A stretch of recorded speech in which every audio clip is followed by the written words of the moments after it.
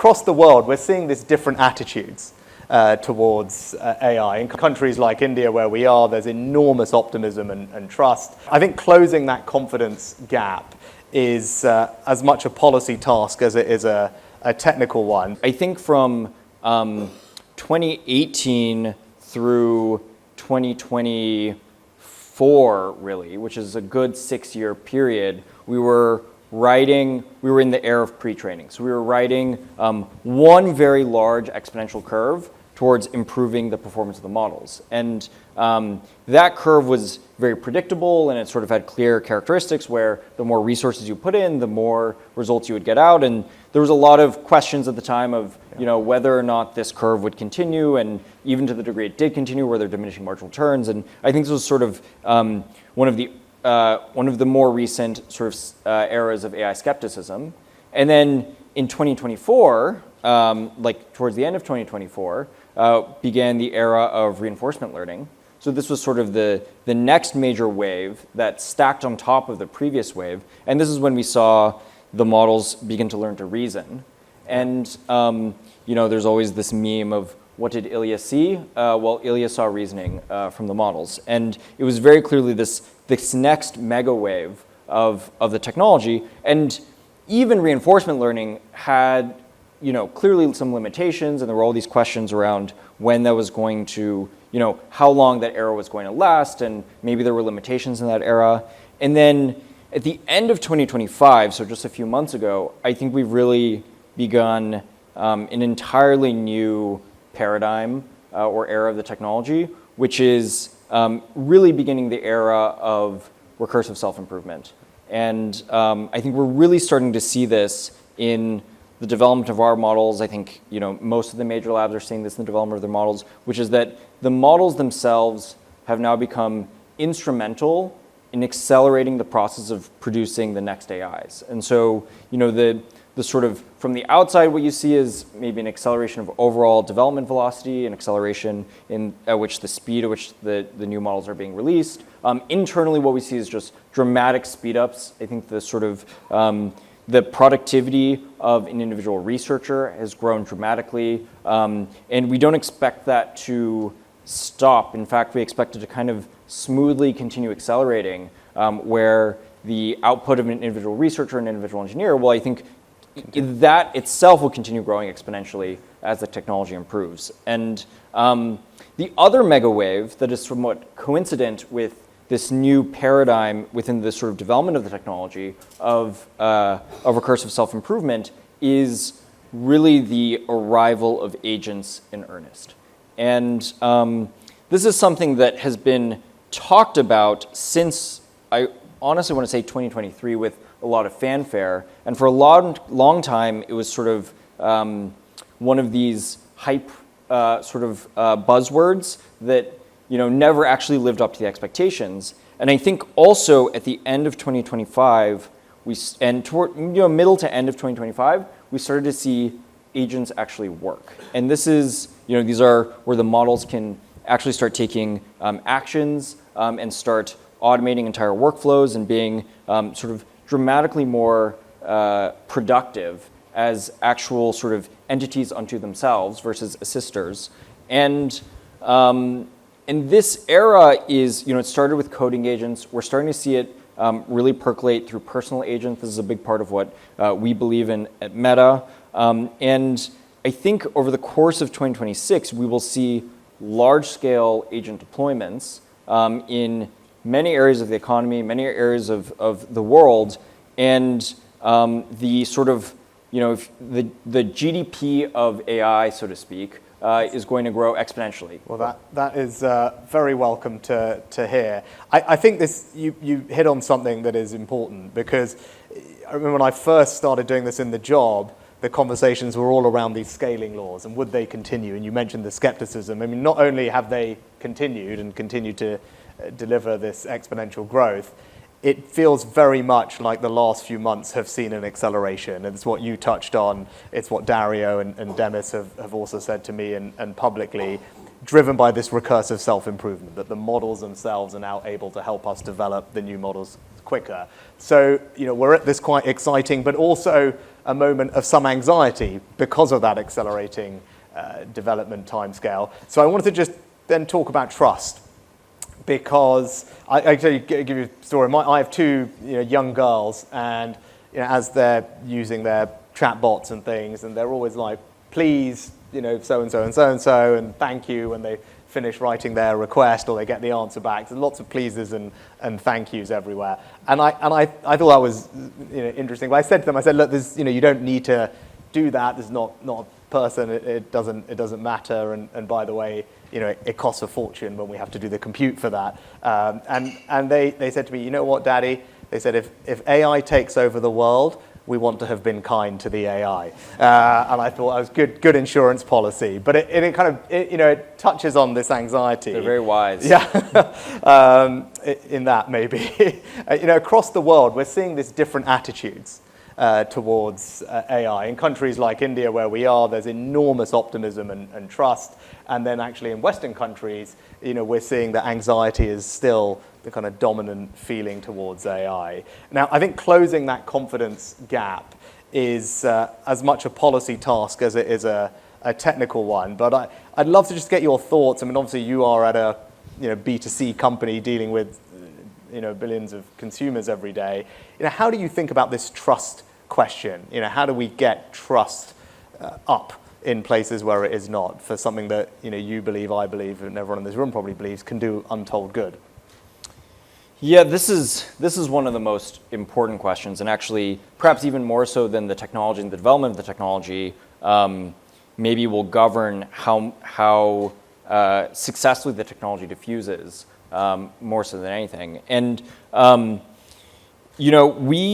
we think deeply about this because our vision for the technology is that it is we can deploy personal agents that know you better than most people know about your health, know about your goals, know about your relationships, know about your family and your friends, and can really help you live your life more effectively, can help you be healthier, can help you accomplish projects that you never would have had time for, can help you build the business you always wanted, can help you explore your interests.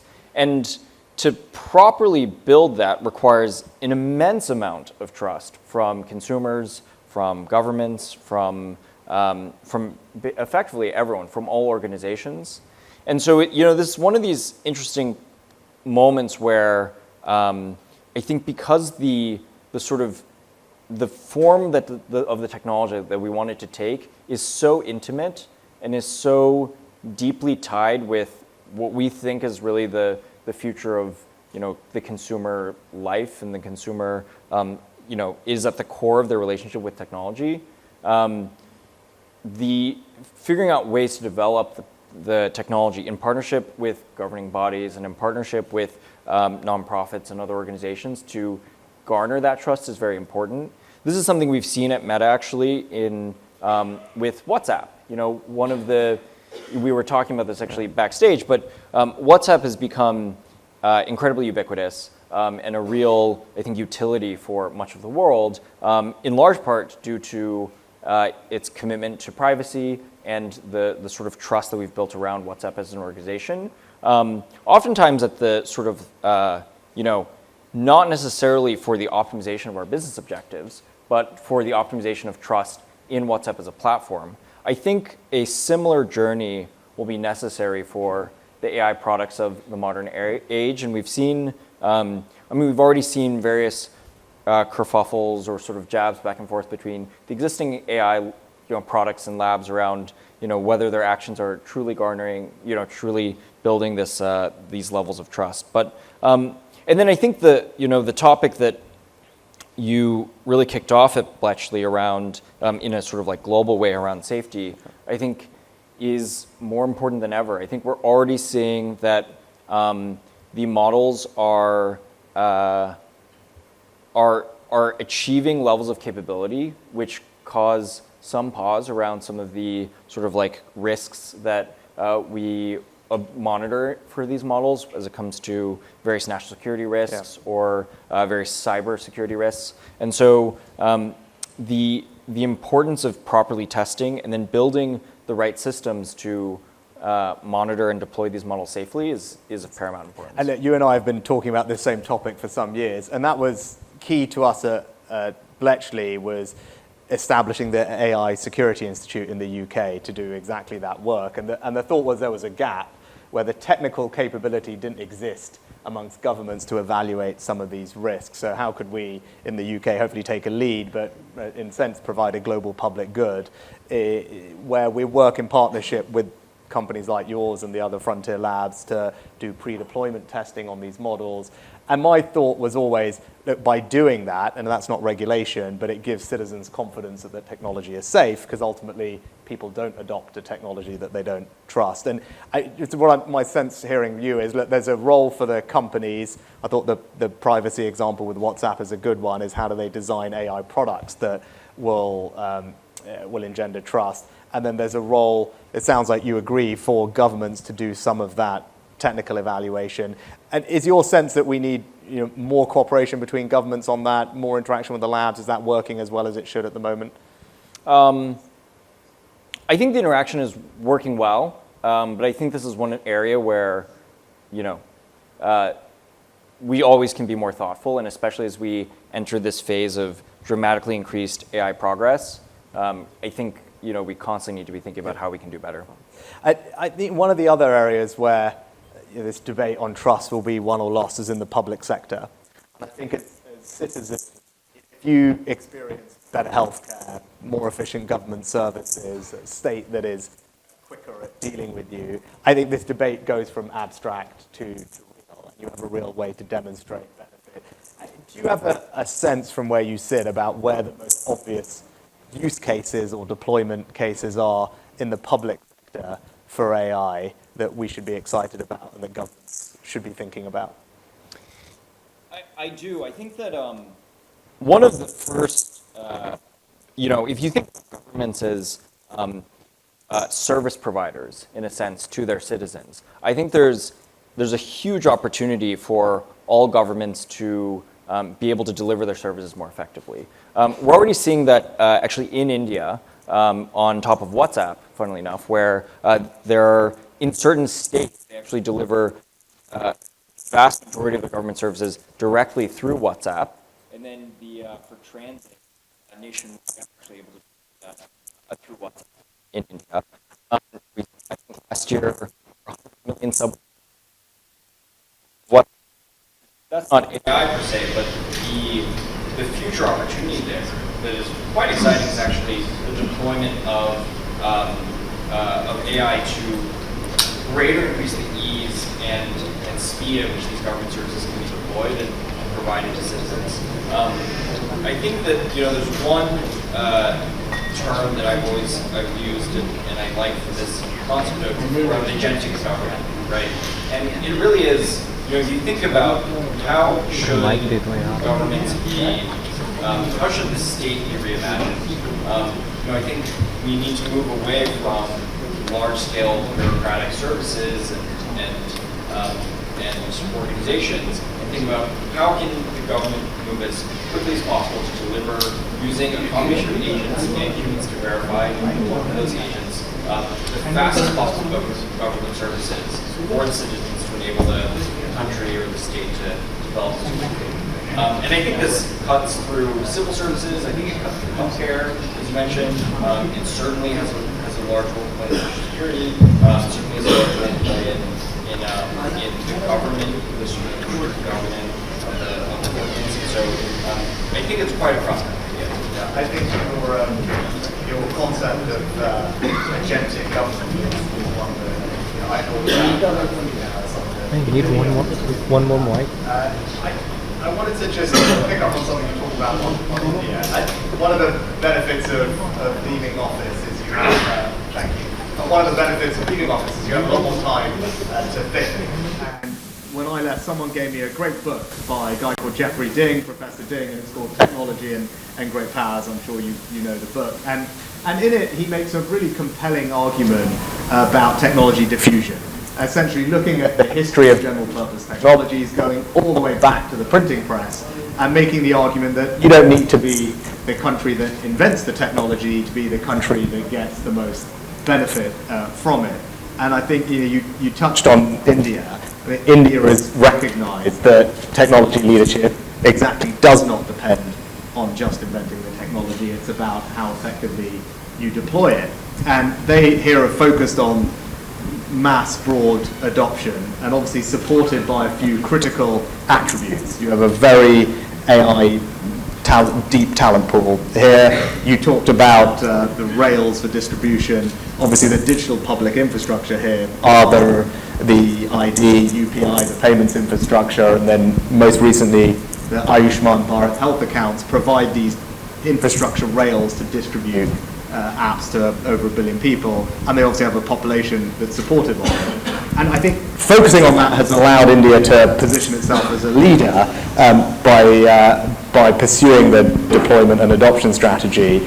But thinking about that, what are those critical attributes that government has to get right? If we want to turn your aspiration into a reality about agentic government, about delivering for our citizens, I think government does need to think about things differently. It needs to build the architecture around deployment and diffusion, whether it's skills, whether it's compute, whether it's regulation, but crucially probably also data, which is something that you know better than most. So maybe if we start there and then broaden it out, if I'm sitting as a government leader, as many people in the audience are, and trying to figure out what do I need to get right, what are the building blocks to deliver this thing properly. Let's start with data, and what would your advice be there, and then we'll broaden it out a little bit. Yeah, there is data is so important. And I think over the past few years, many people have, I think, realized this as we sort of look at the power of these models and we look behind the curtains, and you realize that all of the powers imbued to these models are actually imbued by data. And if you think about data as like in some ways this sort of new oil, this sort of like base material that is incredibly important for the future of AI and the development of these models, then I think as like governments should think about what are their reserves, what are their data reserves, what are their data assets, and to in many ways build strategies where they have sovereignty over some set of data, or they're able to build certain pockets of data sets that enable the country to perform the best. I think one of the areas the two areas that are clearest for this are, one is healthcare. I think many countries already are, and other countries need to be thinking, I think, about very effective mechanisms for healthcare data within the country to enable, ultimately over time, there to be AI models and AI agents that are built on top of that to deliver better health services to their citizens. And then the second is national security. And I think that is, in many ways pretty self-explanatory, but I think, countries need to be thinking about that quite deeply as to what are their sort of like core data assets. Then I think if you sort of build around data and you look at the next few layers, the next one is infrastructure. So, we think about the power, the computational infrastructure, and what does that story look like? I don't think every country needs to build large-scale AI data centers in their country, but they do need to have a strategy of, over time, how are they going to have access to that infrastructure? And so whether this is in the form of alliances of various formats or partnerships, even with corporate entities, the large cloud providers, I think that's an important element to think through. Then comes, I think, the sort of the innovation ecosystem. I do think that we're in a moment of momentous technological change, and it is, I think, incredibly important I think there is near boundless entrepreneurial and economic opportunity, and I think it is the responsibility of governments and countries to think through how they can build ecosystems that support that. I think India is actually, in many ways, a great, very positive case study, in large part due to the talent pool. But I was at a dinner with a number of Indian founders and venture capitalists last night, and the stat was, I think there are more consumer AI companies in India, consumer AI startups in India than in the United States. And so there really are some of these shining examples of of incredible development of these ecosystems. And then lastly, I think, are the government services, which we talked about previously. So we've got, I think, the elements of almost a playbook emerging, right? You need to have the right data and make sure it's used effectively. You need some degree of compute. You've got appropriate regulation, as we've talked about, to build trust. And then we've got some public sector use cases as well, and an innovation ecosystem. So these are the kind of ingredients where you can start to turn these ambitions into reality and actual impact on people. I just staying on that theme, you work at an incredible company, you work with other enterprises. I talk to a lot of CEOs, and I'm struck by how they're thinking about deploying AI in their businesses, and thinking about the parallel between that and what governments should be doing. And I think there is a kind of clear parallel. I'm intrigued. I think CEOs are kind of constantly thinking about AI. I think almost any large company CEO is spending their time figuring out, am I going to get disrupted, disintermediated by AI? How do I use it to stay ahead? Where do I use it to get more efficiency and more growth? And they are driving projects from the top down. And they are saying, look, this is something that is not a topic that could just stay with the IT department, right? This is something that has to be driven by the CEO, where we pick the use cases, we have accountability, and we start piloting these and scaling them up quite quickly. My sense is we haven't quite seen that same transition in governments yet, but I thought it's a good analogy in that, look, this has to be driven by the person at the top. At the end of the day, if you're a prime minister, and I'm sure Tony would say the same thing, and indeed has, you can only do a few things that you drive personally from the top, and this really has to be one of them. What are your kind of thoughts or advice for, I guess, both CEOs and governments about how to kind of drive the machine? What does it take to get execution on this? And I mean, you've had to do that at Meta yourself, right? So you'll have a sense from there. Yeah, I think it's a mix of two things. I think first, at the highest level, you need to make it very clear that the organization will be an AI-first organization. And what that means for every organization is slightly different, but like the way that truly I think about it is that the success or failure of the organization actually entirely rests on its ability to properly embrace AI.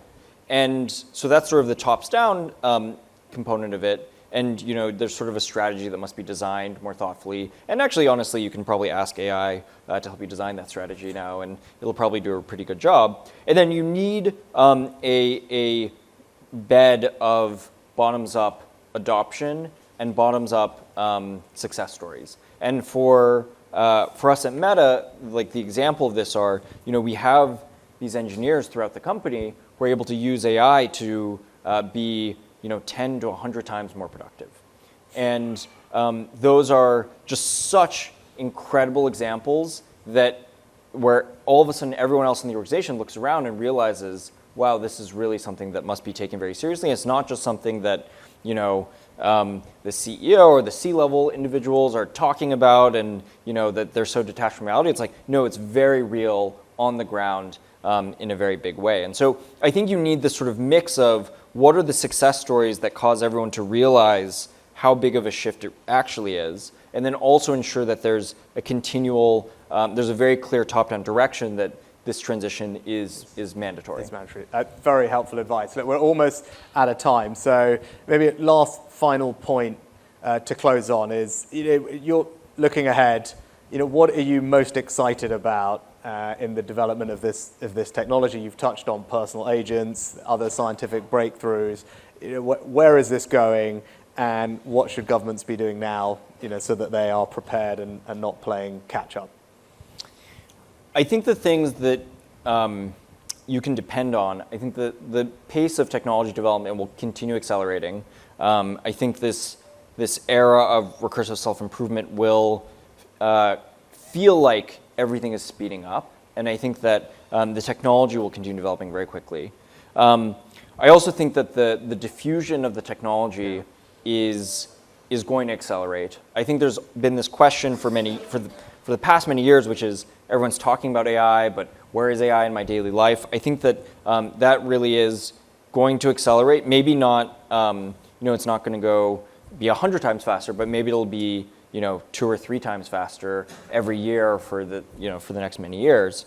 And I think the thing that where I really am excited about this going is we talk about this idea of personal superintelligence within Meta, which is how does each person have an agent that helps them accomplish the things that they're extremely excited about? How can they help them explore their passions, build a business, make a discovery, invent a thing,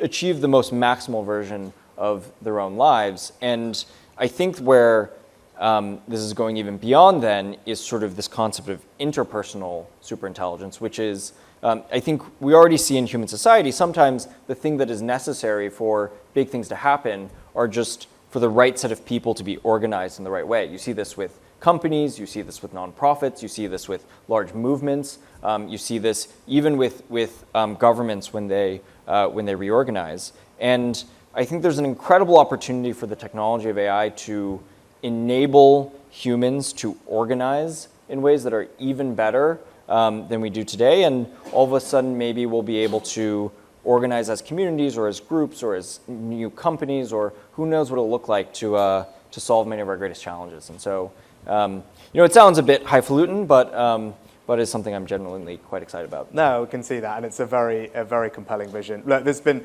fascinating conversation. It's clear that the technology is not just keeping pace, that it's accelerating.